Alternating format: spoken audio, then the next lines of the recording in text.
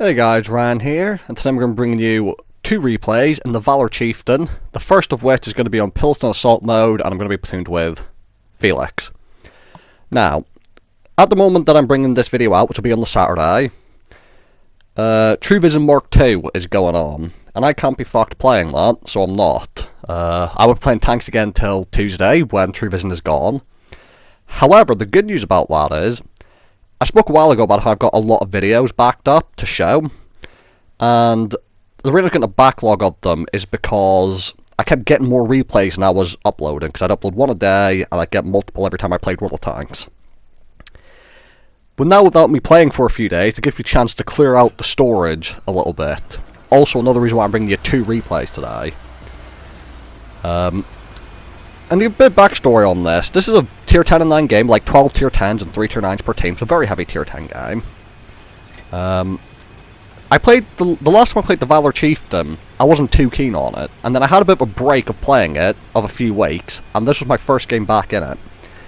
Felix is a 6 TP, and this game back is going to be when I start to realise, hang on, maybe this tank isn't as derpy on the gun hand as I thought, maybe I was just getting unlucky.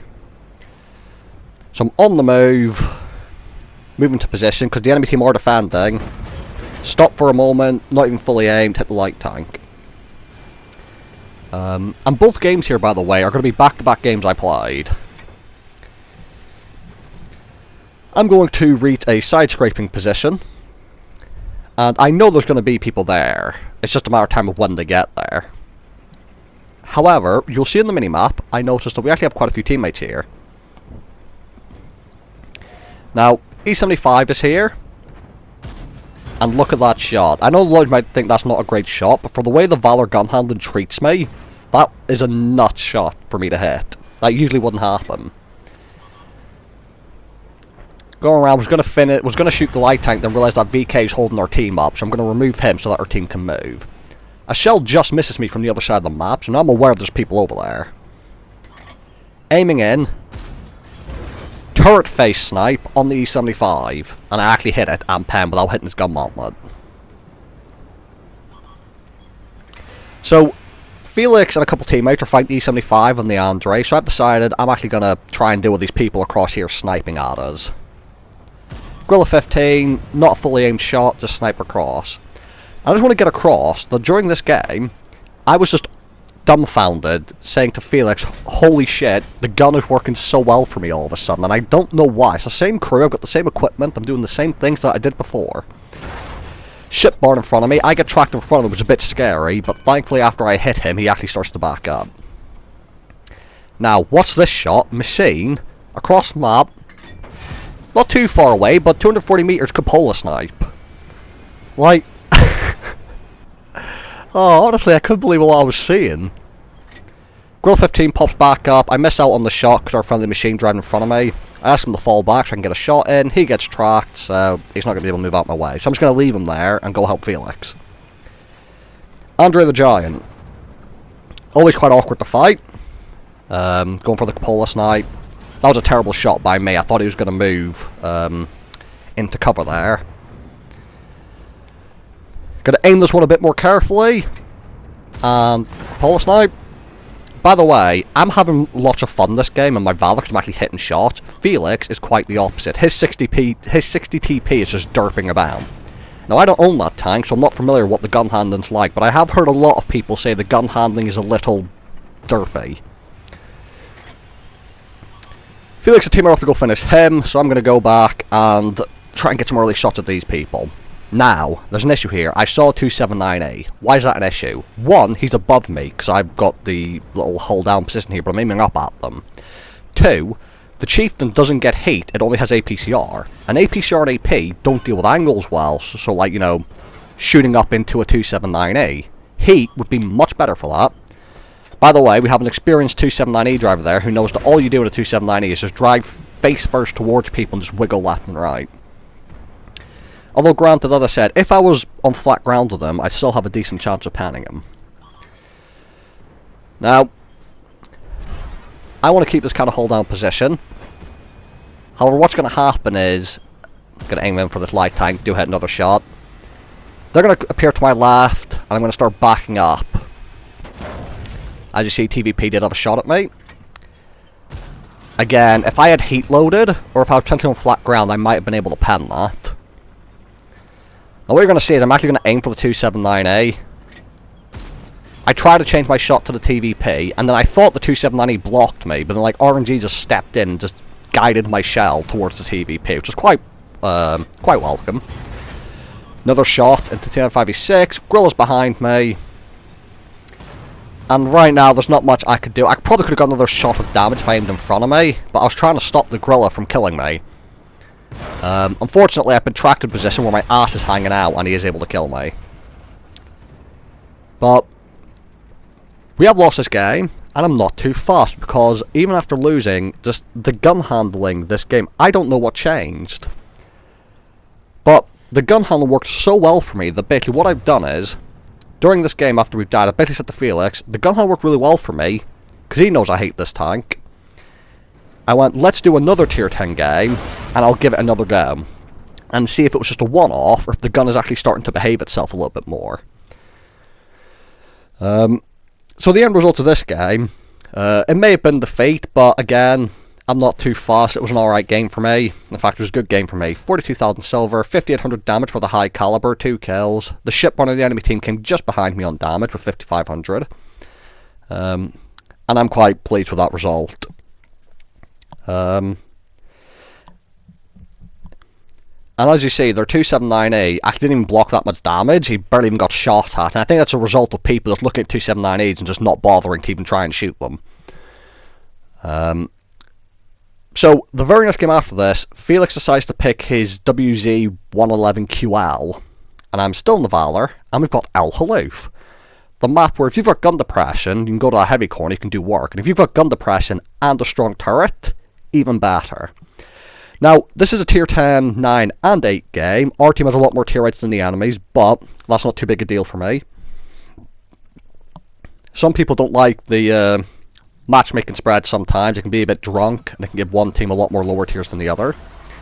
It doesn't bother me too much. I just always look at it as, you know, more XP for me when I'm in a tier 8 with 6 others against only like 1 tier 8 on the enemy team. Because if you're shooting higher tier tanks, you get more XP, so easier chance of getting an ace tanker. There's more damage on the enemy team for like marks of excellence. And overall, it's not an issue for me. The matchmaker that annoys me is when one team gets more of a certain class than the others on certain maps. If you've got a big open map with lots of hills and everything, and one team gets 9 mediums and you get 2, that's a little unfair. Or if you get Himmelsdorf and one team gets 10 heavies and you get 1, or again, another big open map and one team gets 7 TDs and you get none. That kind of matchmaking annoys me, where it comes down to like one team gets more of a certain, like noticeably more of a certain class than the other. But in terms of tier matchmaking, I don't mind too much when there's more of one tier than the other on either team, because it happens quite often, but like the serious cases don't happen often, where like one team has 5 tier 8s and the other has none. That doesn't happen too often for me. So long as it's only 3 or 4 of a certain tier, more than the other team, I'm usually okay with it. So I've waffled on enough and distracted you enough to buy me enough time to get to position, because even in the Valour, which is a fairly fast heavy tank, it took a bit of time to get over here. And I'm in position. I get shot by the MX-30B, who did get there first. The Super Conqueror stops in the open, which is rather ballsy of him. Only blows my tracks off, thankfully, and the M103 quickly thinks better of it and decides to back up rather than cross.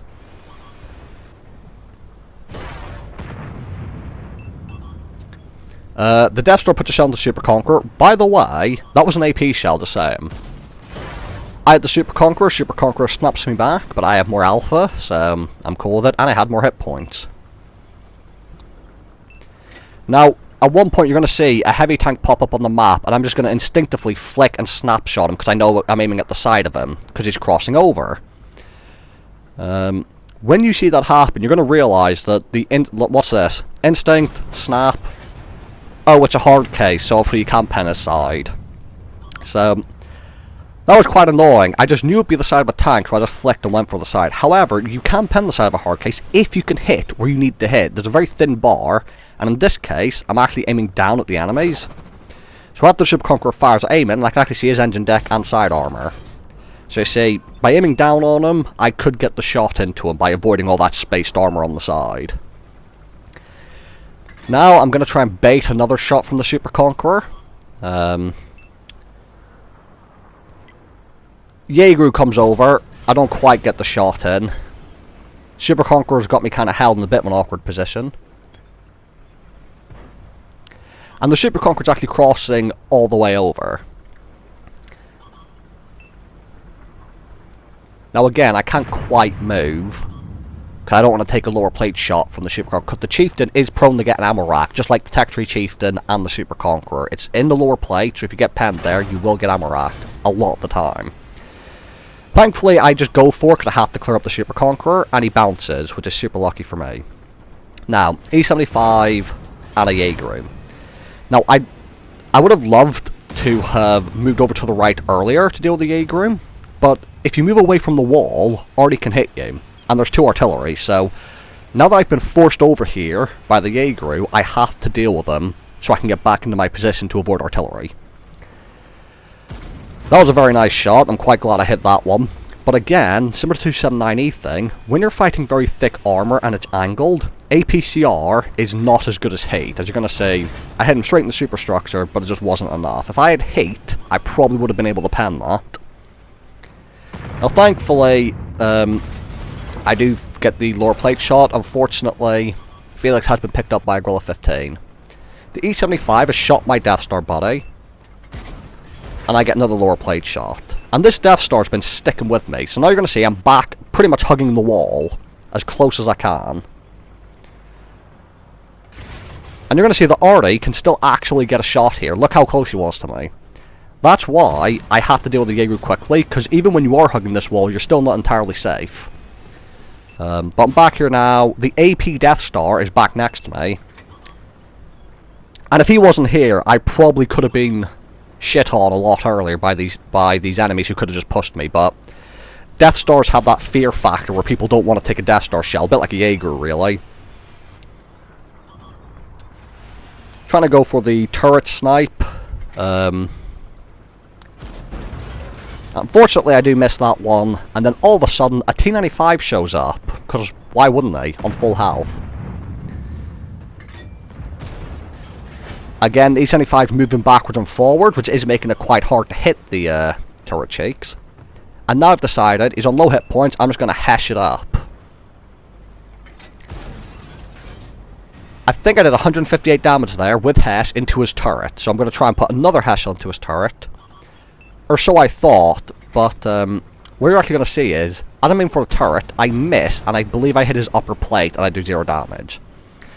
So, bit of a bad shot by me. I probably should have made sure I was aiming at his turret. Now, don't blame me for that. I saw the side of T95 and I thought, holy crap, I might be able to pen a T95 with a high explosive shell, which is like just funny because you know T95 is the most armored tank in the game. Unfortunately, because of the angles on the side, it wasn't the B. So, ignoring the T95, still got a couple hash shells left, finish off the E75, and back to standard APCR. Now, we're in a bit of a predicament. You'll see that the Death Star's backed up a little bit. I get a shot to the AMX-30B, but he snapshot the shit out of my lower plate. Gorilla 15 has appeared. Shot into his, well, straight through his gun. The Gorilla fires up my Death Star friend, and Artie finishes off the Gorilla. Now, I was going to go for the tracking shot there, but the T95 backs up. And now, I need to be careful, because I am a one-shot for the T95 if he's using the big gun. Which I cannot remember off the top of my head if he was, although in-game I probably already know, because I would have seen it when he came around the corner earlier. He is using the big gun, but thankfully 270 standard pen is enough to go through the cupola of a T95. And now there's only a tier 8 unit left, and this is where you're going to see the advantage of the Valour Chieftain over the Super Conqueror, FE215B and regular Chieftain. And although this thing is a bit of a derpier gun than the others, it is faster, and that means when it comes to cleanup at the end of a game, you can do a lot more. Now, our Death Star buddy's still alive, and as I said, not only was he with me that game, he was firing AP in a Death Star, and I respect that. So, I've loaded, or I'm gonna load the last test shell here, because it's a UDES, and I'm expecting him to be in front of me, looking right at me with a Siege mode. So that's why I've got Hesh loaded. Because at close range, into UDES with like, I think 20mm of armor, I'll be able to easily pan him at close range. Unfortunately, he's actually at our base and has raced all the way over there, and at long range, I'm not going to be able to avoid the tracks, so I hit his tracks, only do 200 damage. Bit of a shame. I would have got more with the APCR round because I would have panned them. And the crazy thing is, I didn't even track him with that Hesh shell either. So that sucks to be me, but that's just the price you pay for trying to meme with Hesh. 32,000 silver. 5,000 damage, 79 assistance, 600 block, 5 kills for the first class this time, and our AP Death Star did 2600 damage. So, thank you guys for watching, hope you guys enjoyed the videos, and I'll see you all in the next one.